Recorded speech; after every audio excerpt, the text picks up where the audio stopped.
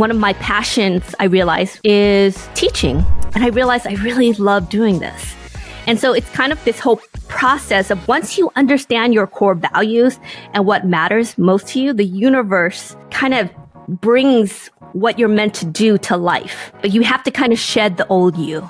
You have to kind of let go of the notion of what you think success is and what society thinks success looks like. The number one regret is I wish I had lived a life that was authentic to myself and not what others wanted from me. And I think that is what we're all searching for. Welcome to the Worthy for 30 podcast. I am your host, Eric Tash. Join us as we delve into the world of impactful business leaders who are setting the bar high. Worthy for 30 carefully curates its guests, engaging with business trailblazers who embody the ethos of doing good while doing well. In each episode, we extract actionable tips and wisdom from these visionaries, offering you a blueprint to merge success with social impact. Ready to elevate your business game? Let's dive in and learn how to do good while thriving. Worthy for 30, where purpose meets profit. Welcome to the Worthy for 30 podcast. I am your host, Eric Tash. This podcast shines a spotlight on the business leaders who are making a difference while achieving success. Today, we're honored to introduce Lan Phan, the founder and CEO of Community of Seven, an accomplished author and a captivating speaker renowned for her insights into purpose, mindset, and continuous improvement. Lan's expertise has garnered attention from Fortune 500 companies, where she advises top executives on navigating the ever-evolving landscape of business and innovation. Her thought leadership can be found in prestigious publications such as the Harvard Business Review, Forbes, and Money Magazine. As a keynote speaker, Lan has graced prestigious platforms, including the United Nations, Stanford University, and events hosted by Fortune 100 companies like PepsiCo, Warner Media, and Disney. With a reach of millions annually on LinkedIn and YouTube, I highly recommend following Lan on LinkedIn and YouTube. Lan's content resonates deeply across diverse demographics, making her a true beacon of an inspiration in the business world. Join us as we delve into Lan's journey and glean insights from her remarkable expertise. Welcome, Lan. Woo! Hey, Eric. So excited to be here. Yes, I'm so excited. As we were talking right before we started recording, we've known each other, for 10 plus years. The way I know Lan is I was relatively new at Prestige Brands, which is an over-the-counter products company up in Westchester, New York. Lan reached out to me and to my boss, Albert at the time, saying, "Hey, I'm Lan. I'm from the Association of National Advertisers, the largest client-side brand marketing organization in the United States. I'd love to talk to you about Prestige Brands becoming a member of the ANA." And I remember Lan coming to the office. And the great thing about Albert is, I know the ANA. When I was at Procter & Gamble, we were ANA members. So I understand, but there was some time in between Procter & Gamble and Prestige. And Lan did an incredible job on explaining all the benefits and the value that the ANA provides to both individuals and organizations. So, Albert and I, we dove in head first. We got the entire marketing organization involved at the ANA, thanks to Lan's help. And then, I left Prestige Brands. Lan left the ANA. We both went our separate ways, but we remained in touch over the years, in the between years. And now, Lan, about 2020, 2021, when you started the Community of Seven? 2020. It was the height of the pandemic. So can you walk us through the inception or the thought behind Community of Seven? And then from that thought, when did that happen? I want to put together this organization, and then to its start. But I also think would be very helpful at a high level, what is Community of Seven? No, definitely. So I guess I have to probably give you the origin story first to kind of understand why it was started, because they don't make a lot more sense. But, on the surface, I felt like I had my shit together, but I really didn't. I graduated from Stanford, Harvard, had a lot of perceived career success, C-suite roles, and I was climbing the corporate ladder. And what I realized was I really wasn't happy. The truth of the matter was, hiding behind all of that, I was miserable. I was putting work in front of my family, in front of everything that I said I loved. I was barely sleeping 3 to 5 hours a night because I was so focused on work.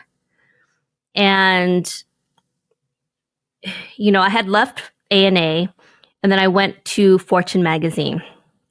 And it was, probably the end of 2019 where I got hired. And Alan Murray, who is the CEO of Fortune magazine, hired me to build a startup within Fortune called Fortune Connect. And I was given a multi-million-dollar budget. I was supposed to hire a team of 100. I got to hire number 5. March rolls around. The pandemic happens, and I'm laid off. The first time I've ever been laid off. And I had to lay off my entire team who had been gone to hire number 5. And some of them had literally left jobs a week prior. So the guilt was deep. But I just fell into this depression because who am I without my job? And so I wore the same sweatpants for a month, didn't get out of bed. I would cry uncontrollably. And I realized that I didn't know who I was without my job. And so finally it was my daughter, Morgan, who was 5 at the time, just her voice saying, "Mommy, I love you, even without a job." And that just pulled me out of this deep, deep depression. And I realized I was being so selfish because I was selfishly just mourning this loss of my identity. And I realized that I had my husband, my daughter that needed me, my family, my mother who has dementia that I'm supporting. And I realized that I needed to get my shit together. And so what really helped me during this time was focusing on how can I be of service to others? How can I help others? And so I met up with the team that I had to lay off. There was 5 of us, me being 6, and my daughter would be number 7. And I told them we're going to move our mission from starting a company, a startup, to helping you find your next job, or I'm going to build my company and hire you back. And so we met every week, and all of them, to make a long story short, ended up getting a job. And then I started this name Community of 7. Popped in my head. And I had no idea what I was building at that time. But I just literally one day while crying in a pint of ice cream, watching Netflix with my husband, I just never, I hadn't built a website since my days at Stanford University, which was a long time ago. I was like, okay, I can't afford to pay someone to build my website. I'm going to learn how to build it. And so I built a website, Community of 7. And I was like, I'm going to figure what this is. I have this name. It's, And so it started off, I think, the origins of it. I was like, okay, well, I understand membership in communities. So that was, I was at the ANA. I helped build the CMO Master Circle at the ANA.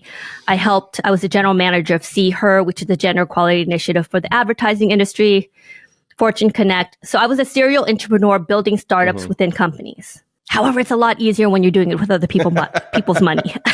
When it's your own, yes, it's a different story. It's much difficult. Yes, it's a different story. And you have to pay the mortgage and feed your little one. It's, there's a lot of risk involved.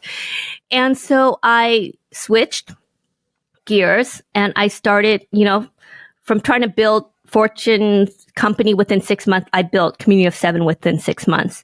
And the first iteration, there's been many iterations. It was really a membership community because that's what I knew.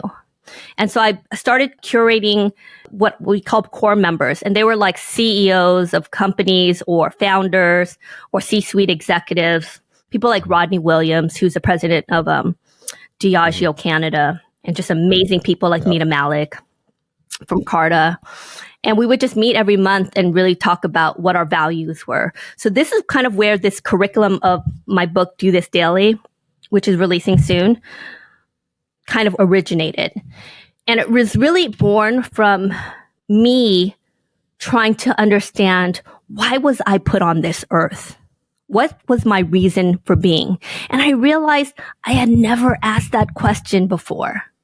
I had basically been living what society wanted me, what society thought was successful, what my parents wanted from me, my bosses. And I never stopped and asked, what matters to me? And so once I started to really dig deep into that, I started creating and identifying my core values. And my core values, what's the most important thing to me is my family, my friends who are my chosen family, my faith, being of service to others, and freedom. None of my jobs in the past fulfilled any of those, any.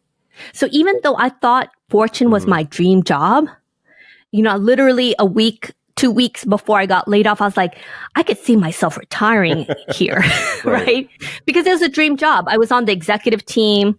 I was reporting to Alan Murray, who's like, a legend in the industry at a storied brand.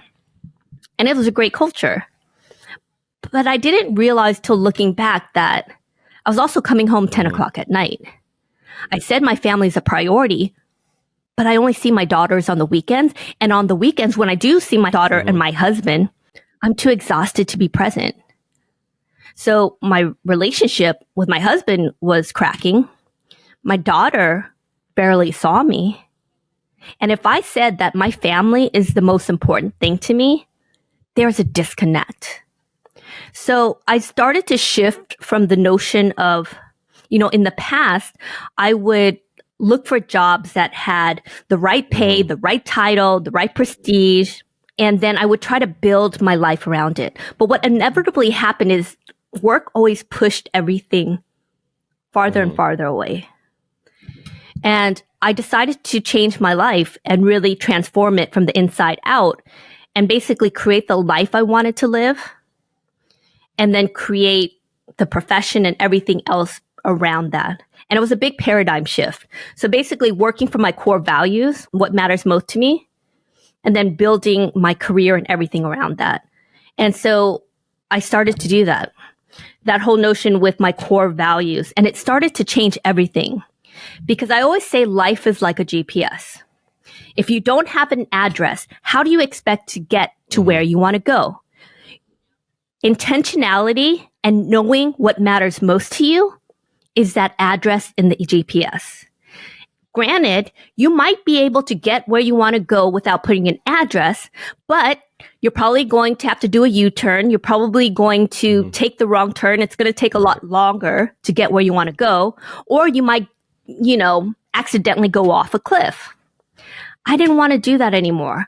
I am at what I call the third quarter of my life, and I don't have time to wait for happiness, to wait to live the life I want to live. There's really this impatience in me.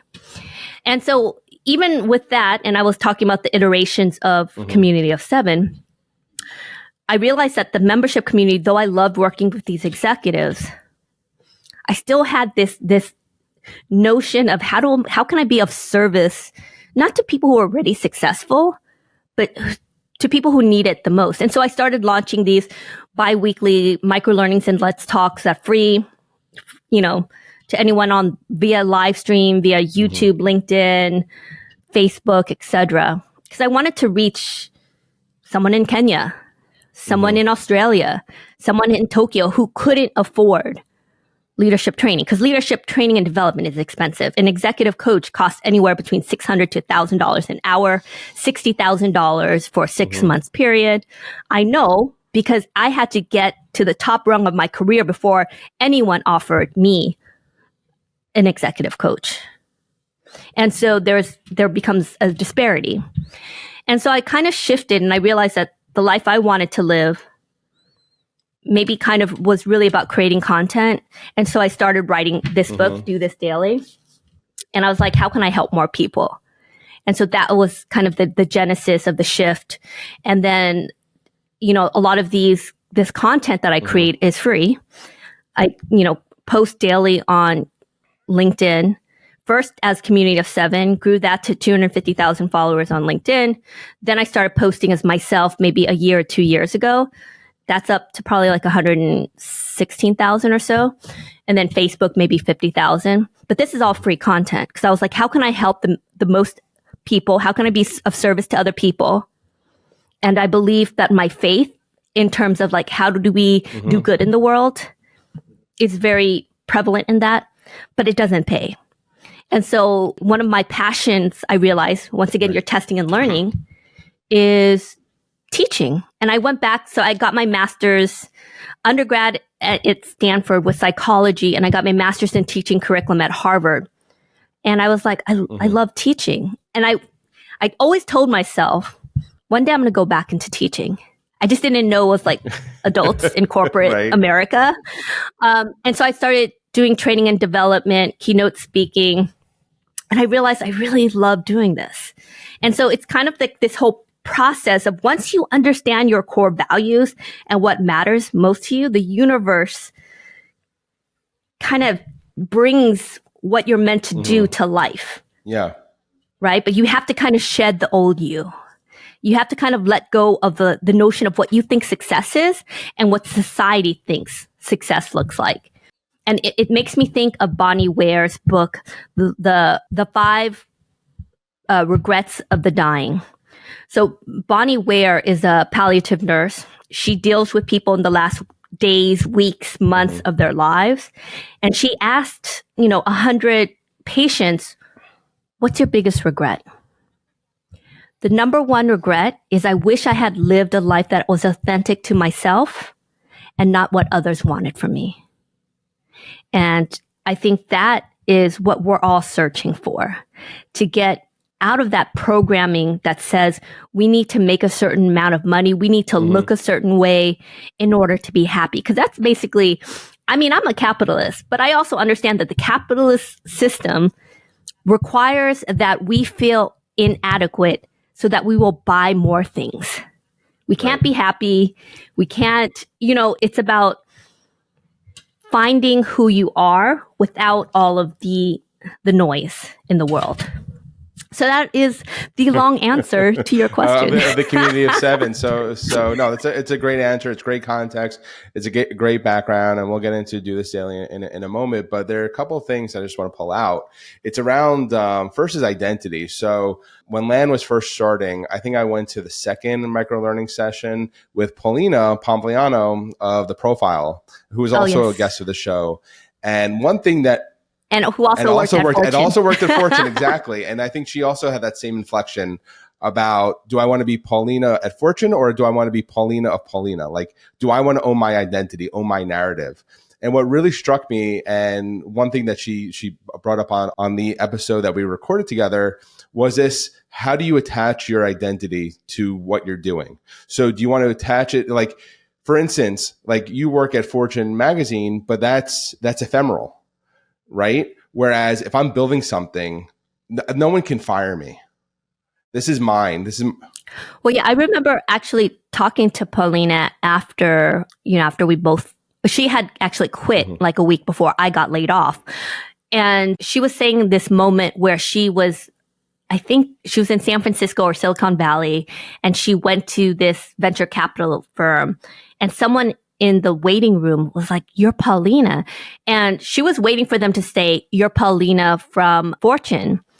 But he had said, "You're Paulina from her newsletter." And that blew her mind, because it's one thing to be kind of recognized for your association with the company. And it's different for something that you create. It just hits different, And I think also what I see a lot, because I work with a lot of executives, their identity and power and everything is so tied to that I'm with Fortune 100, whatever it is, Fortune 100 company, fill in the blank, P&G, Unilever, all these big brands. And then when they retire or they leave these companies, they're no longer getting these calls to be on stage. They're no longer getting these VIP treatments to the Forbes and the Fortune events, right? Because that invitation wasn't for you. It was for you in that title from that big brand because you had this amount of advertising budget or whatever it is. Maybe you're the chief technology officer. And you can start feeling a lot. And that was kind of me going through this deep depression, because who am I without this company? And so when you're able to build something of your own, it just hits different, right?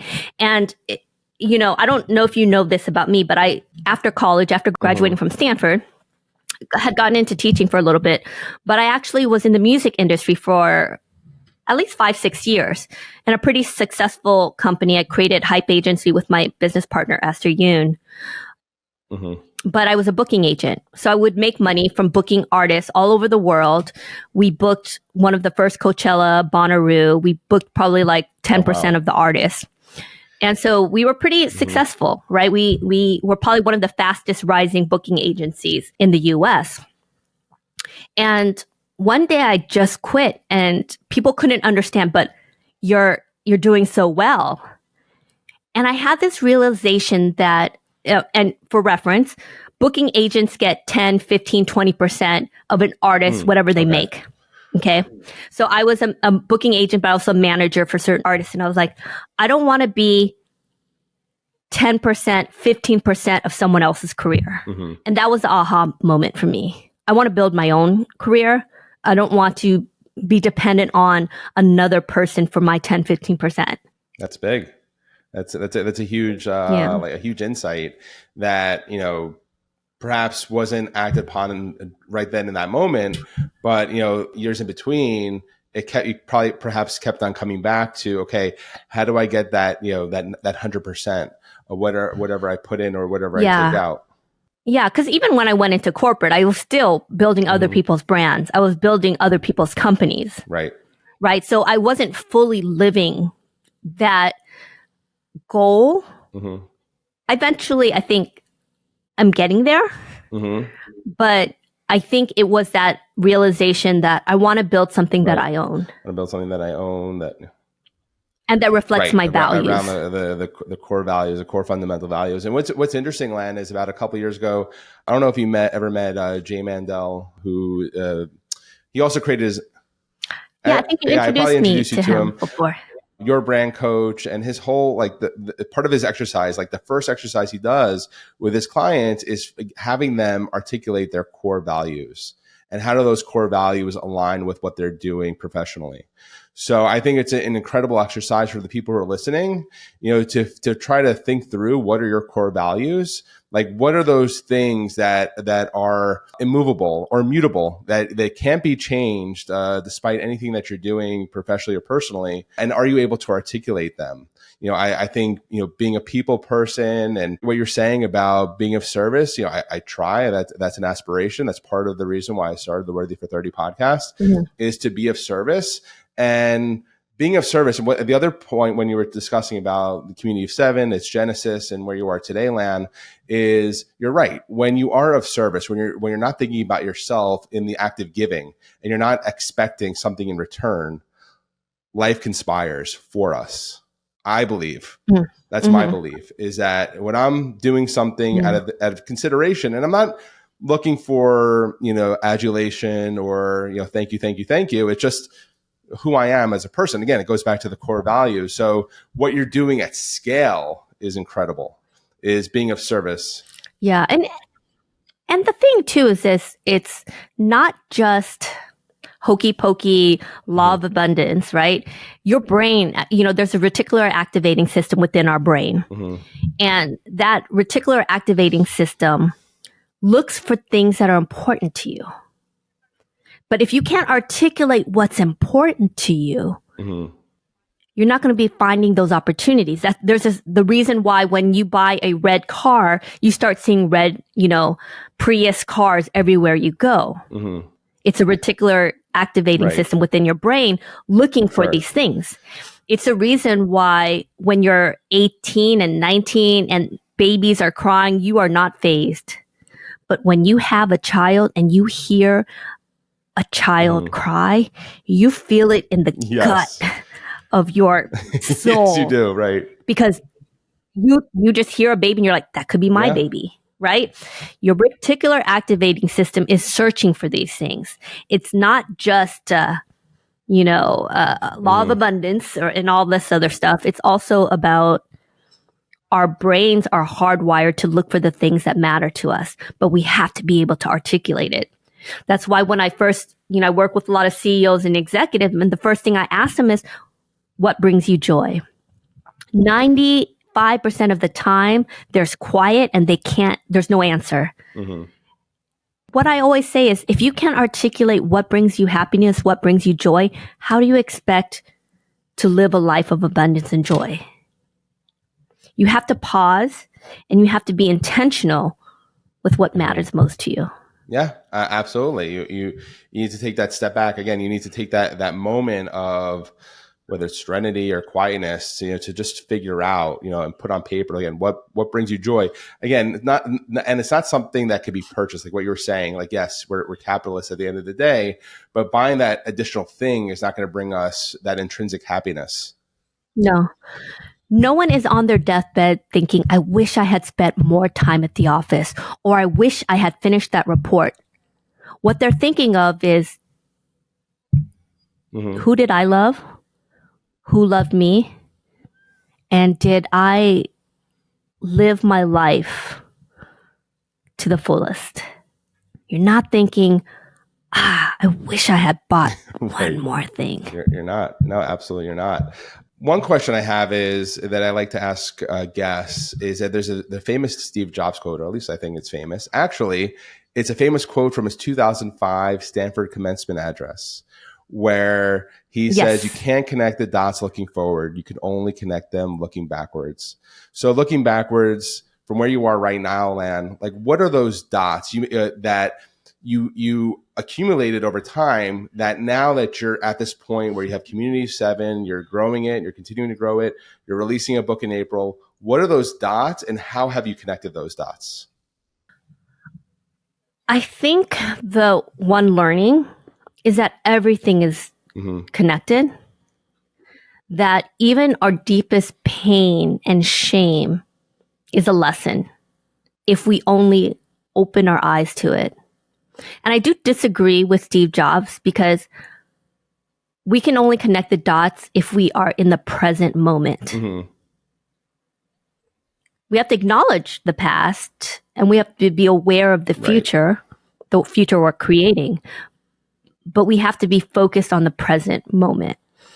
And I think pausing, being able to really put all of the stories together, because I always think of like, I used to have a lot of shame growing up. I grew up in poverty. I grew up Vietnamese refugee family, and I was always ashamed of my background. I wish I was a Lan. I wish I was a Jan or an Ann, anything but a Lan Phan. And then now I'm so proud. Even when I got married to my husband, I was like, I'm not changing my last name. Right. I'm keeping the Phan because that's who I am in my identity. But, there's this saying that, when you shine your light on what used to shame you, it no longer has power over you. And I think for me, it's really, I'll give you an example. So I was in marketing for 20 years. That's how we met.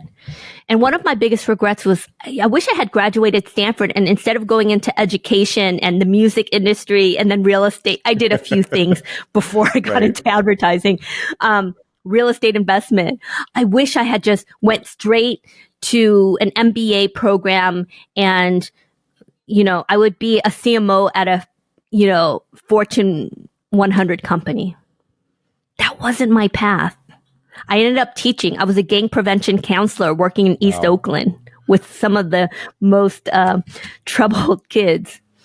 And I realized that all of those different lessons, from being in the music industry to being a teacher, got me to where I am today. The pain and suffering that I went through growing up in Inglewood, California, in poverty, helped me with so much empathy. It also gave me a work ethic like you can't imagine, because there is nothing that will drive you to do your best than to be able to leave poverty and being able to support your family. So that drive I had was because of the hardship.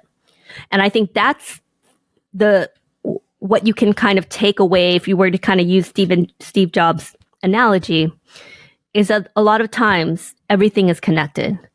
And everything is a lesson. There's no negative thing that happened to you. It has always happened for you. And I always think of Viktor Frankl and Man's Search for Meaning. And there's one quote in the book, and I read this my freshman year of Stanford, and I remember highlighting it over and over again. And it's this: between the stimulus and the response lies a space. In that space lies your freedom and the power of your response. In your response is growth and happiness. And I realized that what was happening to me was happening for me. And I had power over those situations by my decision to act and the response I chose. And so no one could make me a victim. Right. And I had power over my life through the decisions I made and how I perceived life and how I chose to make each decision daily in my life. Yeah, it goes back to the intentionality of, again, how you perceive things.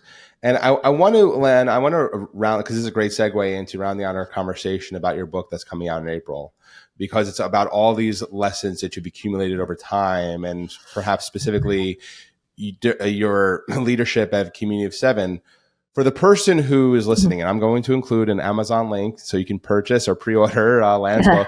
What can they expect from this book? What are they going to be taking away? Yeah, really, it's a daily guide that will, like a blueprint to help you transform your life so that you can really live your purpose. For me, it's kind of broken down to 4 secrets. But between you and me, they're not secrets. You know this. I'm reminding you of these things that you already know.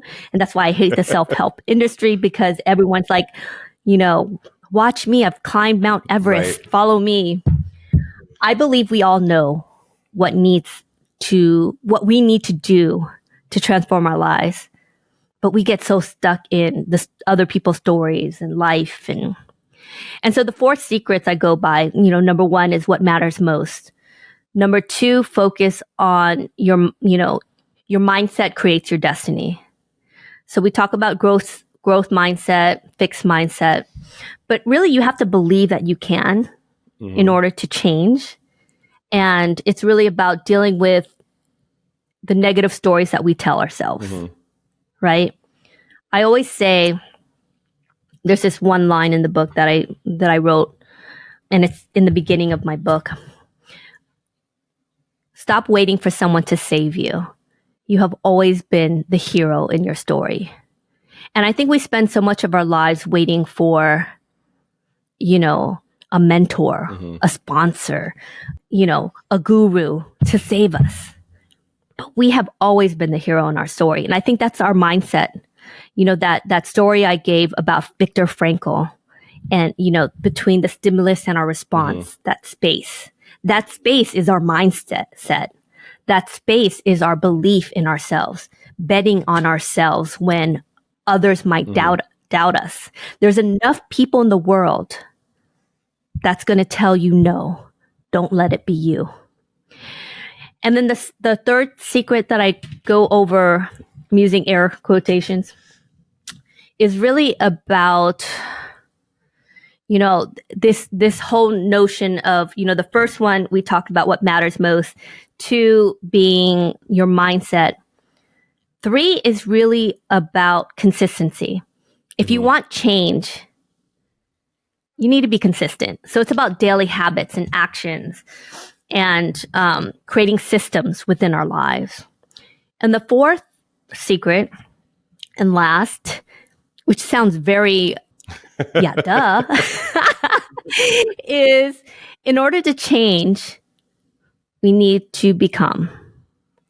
So I always say that in self-development and transformation, we make change so complicated. Follow these 7 steps and 8 steps. There's only really 2 ways to change. It's what you add into your life and what you take away. So that's why it's essential for you to understand who is the person I want to be? And what are the things in my life that I can add and I can take away? And there's a lot of things that you can kind of divide, these additions and subtractions, but usually they kind of fall in 4 main quadrants, which is, your mindset and your habits. And then the third is really about your environment. And the fourth is really about your community. So there's been studies that have been done that have shown that drug addicts, etc., who go back into their community have a bigger chance of relapsing when they go back into their normal routine and neighborhoods, right? The ones that move, who lean into Alcoholics Anonymous and new friendship communities and environments are more likely to succeed. And I think that's the whole thing with change. Who do I want to become? And what are the things I can add and take away from my life in the process of becoming? And that's simply how we transform our lives. I think we are in such a mindset of go big and go home, or go home, in the US.